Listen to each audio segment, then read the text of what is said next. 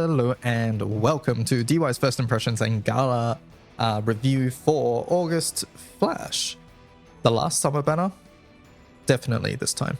Anyways, I hope you guys are all having a good summer period. Hope you enjoyed the collab event. I'm a big Hunter x Hunter fan, so I really like the event. So, this banner introduced to us two new characters in Dark Summer Catura and Wind Summer Haaselia. So, without any further ado, let's get right into my character analysis of these units. So, Catura is, much like her other versions, a unit that buffs herself and buffs MC. She has some very MC-centric buffs and effects as well. So, let's take a quick look at them.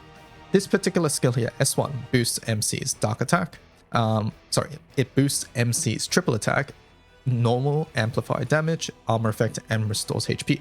The healing here is quite hefty. It's sort of like the wind version's healing. It's very, very good.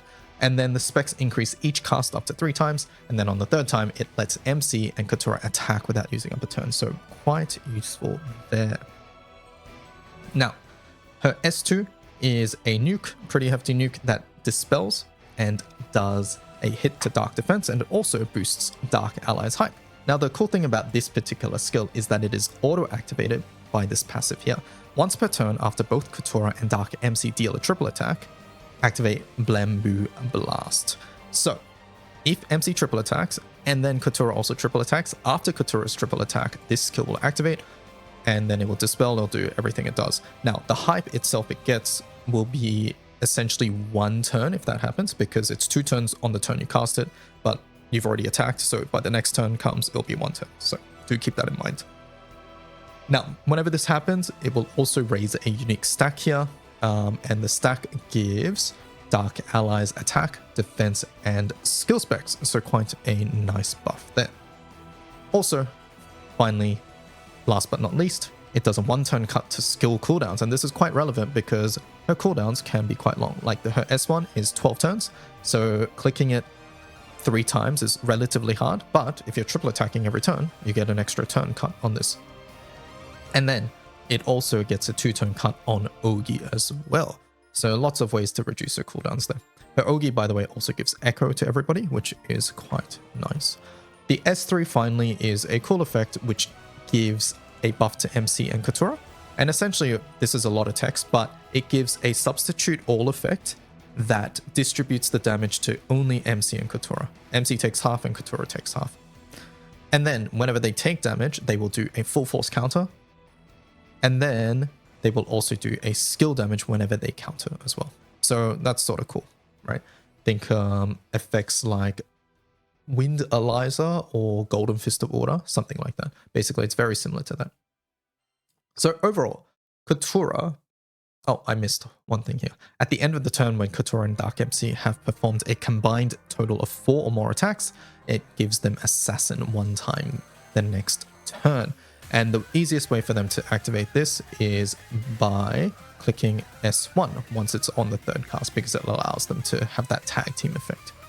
There are other sort of finicky ways to do this, but I think this is currently the best way to activate this.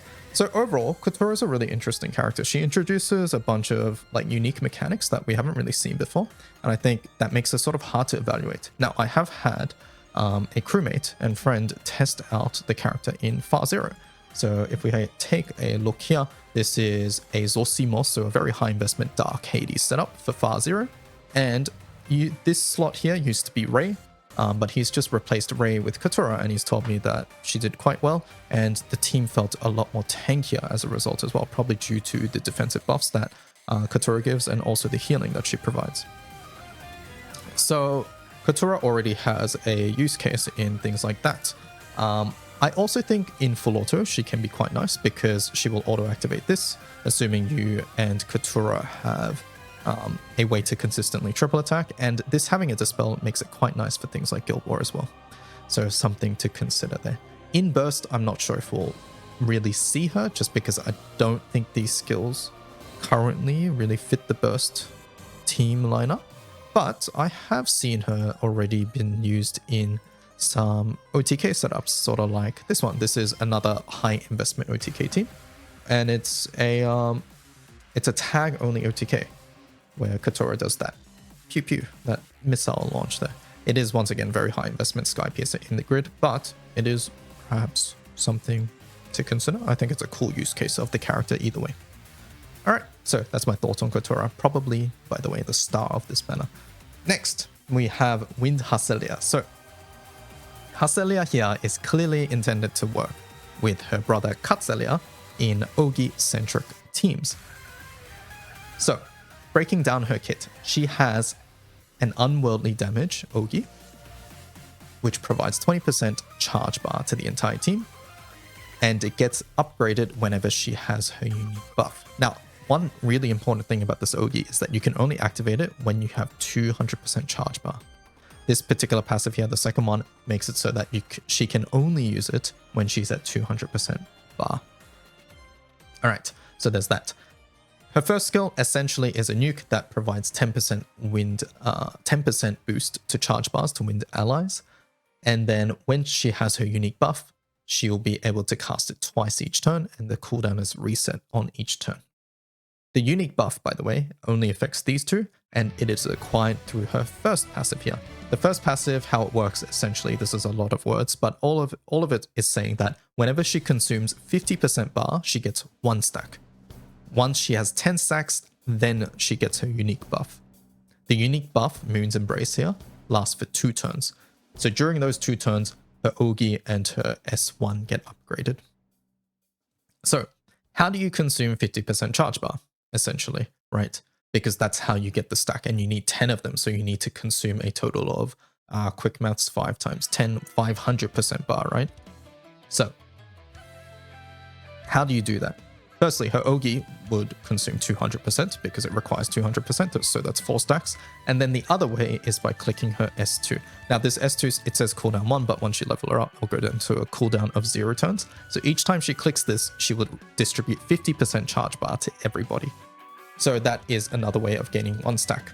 And by the way, how this stack works is that it raises at the end of the turn, and it calculates how much charge bar you've used during the turn. So if you've used like 250% charge bar by like clicking this and then Ogiing afterwards, then that'll be 250, so that'll be 5 stacks in 1 turn, essentially.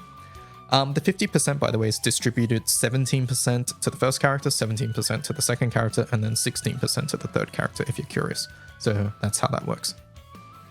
And then, finally, her third skill is that it provides herself 100% charge bar, and it gives herself CA reactivation 1 time, and it gives uplift to wind allies as well.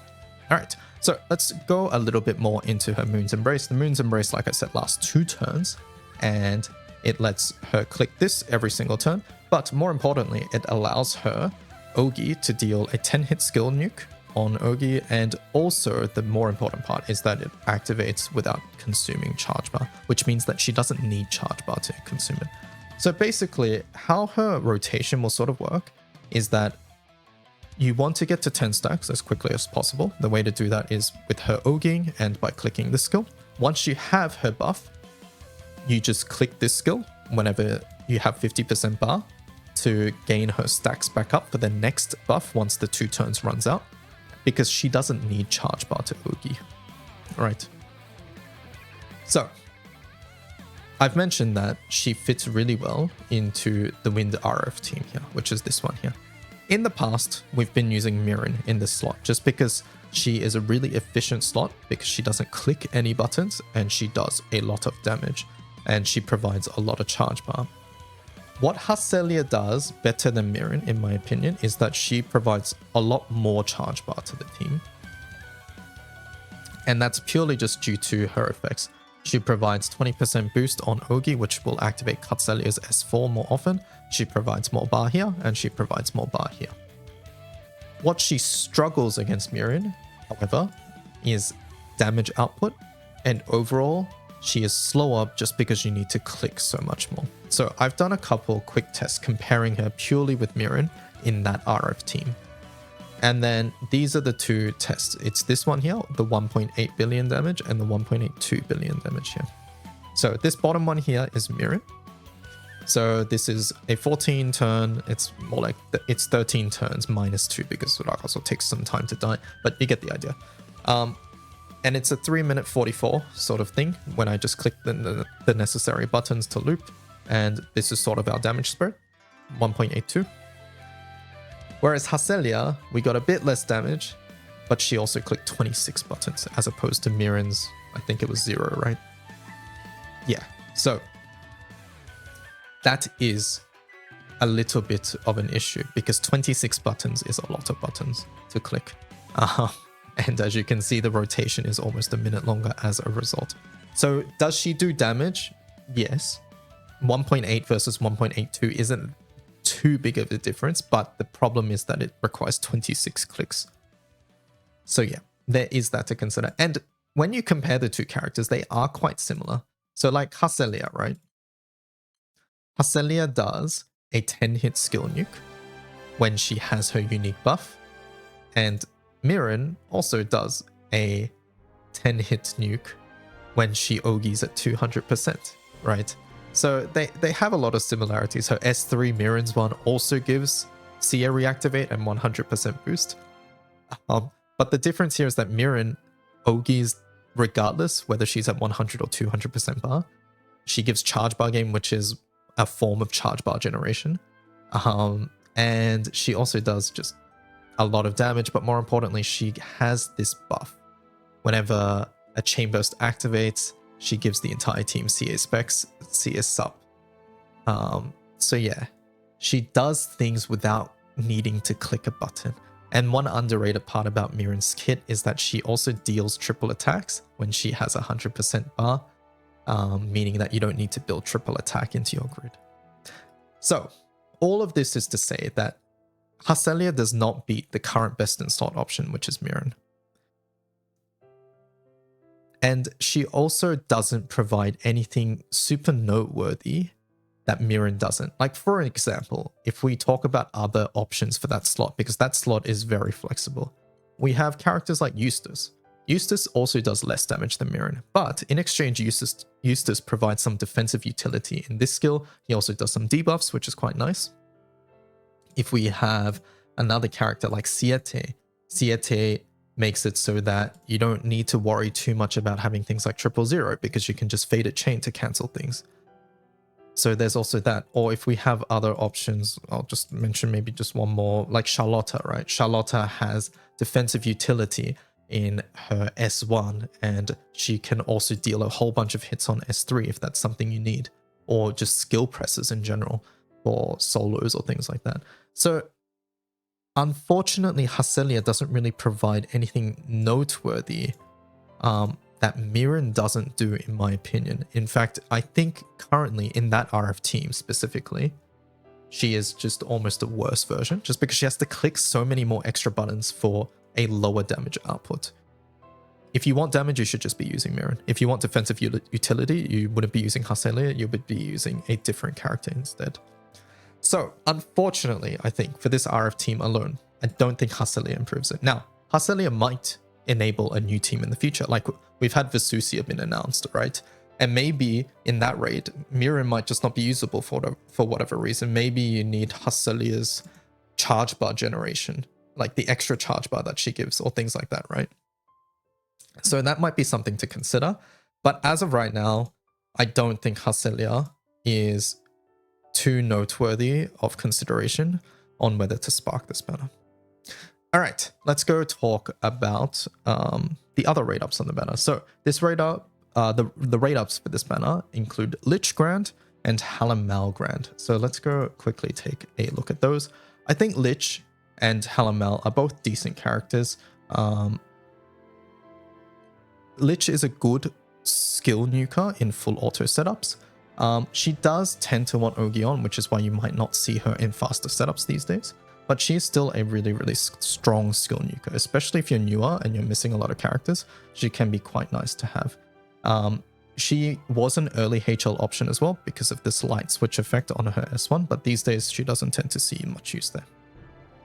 The other thing Lich is quite noteworthy for is her weapon, Pain and Suffering. So Pain and Suffering is Dark's Pact weapon, which provides 50,000 supplemental. Now, since this weapon does not have any Magna or Primal modifier on it, you can use it in both types of grids. You don't need to uncap this weapon either. You will see this weapon be used in burst setups or full auto setups in Guild War. It is not fully necessary or essential, but it is a good option to have, especially because if you just have it, you can use it at 0 stars, so it is quite nice. Now, I don't think I would recommend sparking purely for Lich in this case, but I think Lich is quite a nice bonus to have, especially if you don't have the unit or the weapon while you're trying to get a summer character, whether it's these two or the summer characters that just exist on the banner. Alright, secondly, Halluel. Halluel is mostly a full auto dispel option. If you really need dispel in your full auto, these are characters that will provide that.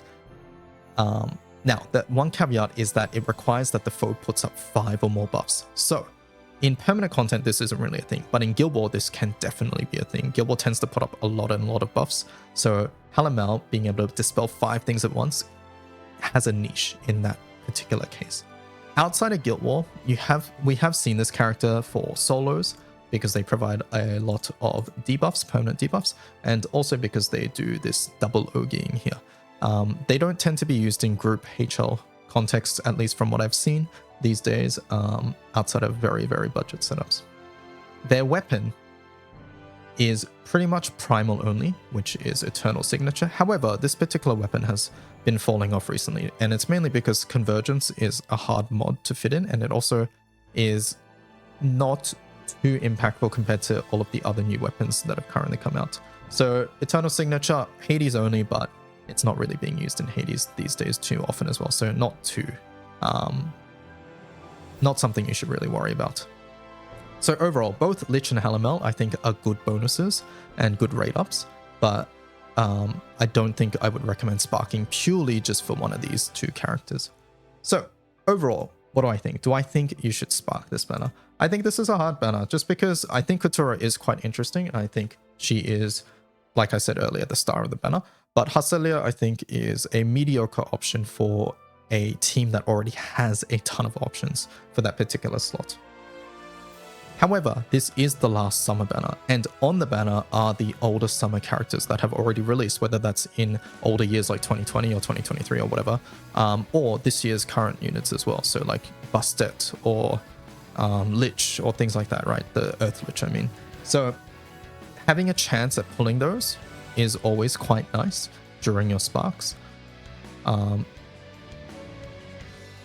So I think that makes this banner okay to spark on if you really want one of these two characters.